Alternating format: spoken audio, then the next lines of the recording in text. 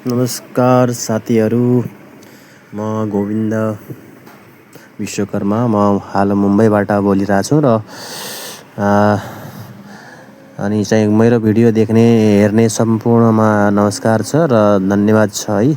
अनि जो कहाँदेखि हेर्दै हुनुहुन्छ होइन, आफ्नो लोकेसन होइन, अब त्यो कमेन्टमा हालिदिनु होला है। म यहाँबाट देख्दैछु भनेर।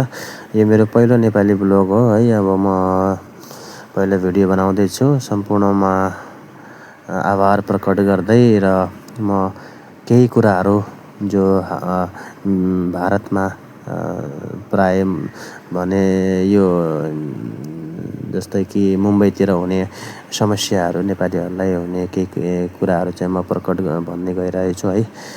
के छ भनेपछि यहाँ चाहिँ अब यस्तो छ, अहिले पहिला जस्तो सजिलो छैन। अब बस्न, रोजगारको लागि, काम गर्नको लागि, यताउता है, अब रुमको लागि पनि अलि अप्ठ्यारै छ है। पहिला त सजिलो हुन्थ्यो, जहाँ पनि रुम पाइन्थ्यो, जहाँ पनि नोकरी पाइन्थ्यो है। अहिले त्यस्तो छैन, किनभने जनसङ्ख्या धेरै छ नि त, यहाँ कम्पिटिसन धेरै टफ छ क्या। पहिला चाहिँ अब बिल्डिङतिर पनि नेपालीहरूलाई नोकरी पाइन्थ्यो। आजकल बिल्डिङतिर पनि अब सबै यहाँकै मान्छे घुसिसकेका छन् क्या, कोही छैनन्।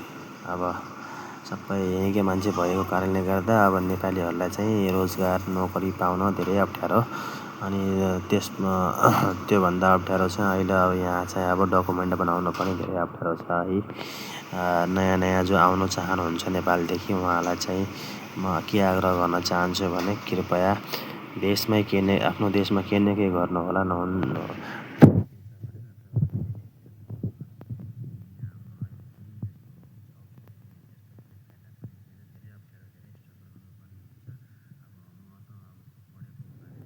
गर्दा अब मेरो चाहिँ अब अफिसतिरै नोकरी हुन्छ होइन।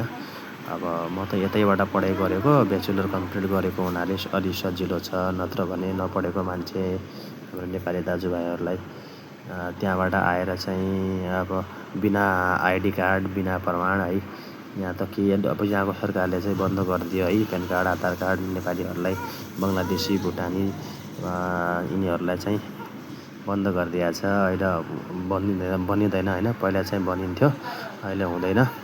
त्यसैले चाहिँ जो पनि आउन चाहनुहुन्छ, कृपया कोही छ भनेपछि आफन्त छन्, कसैले अब नोकरीको लागि गरिदिन्छन्, सजिलो हेल्प गरिदिन्छ भन्ने हिसाबले भएपछि मात्र आउनु। नत्र एक्लै आएर चाहिँ सङ्घर्ष गरेर आफ्नो कागजपत्र बनाएर आफै चाहिँ नोकरी खोजौँला, गरौँला भन्ने हिसाबले चाहिँ नआउनु होला।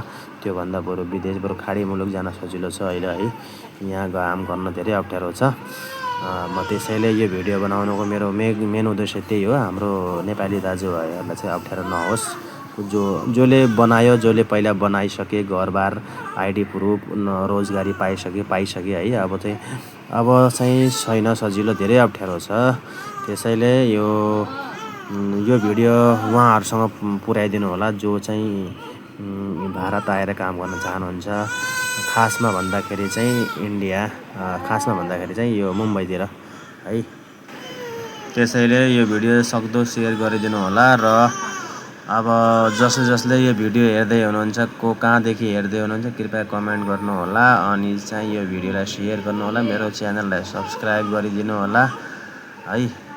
र अरू चाहिँ भिडियो थप के जानकारी चाहियो यहाँको बारेमा, अनि के नयाँ नौलोको कुराहरू चाहिँ अब चाहियो भनेपछि तपाईँहरू कमेन्ट गर्नु होला, म त्यो विषयमा भिडियो बनाउँला है। र आजको लागि चाहिँ अब धन्यवाद सम्पूर्ण जसले भिडियो हेर्नुभयो, र सक्दो सेयर गरिदिनु होला। Thank you so much. अब अर्को भिडियोमा भेट्नेछौँ है। धन्यवाद, बाई बाई।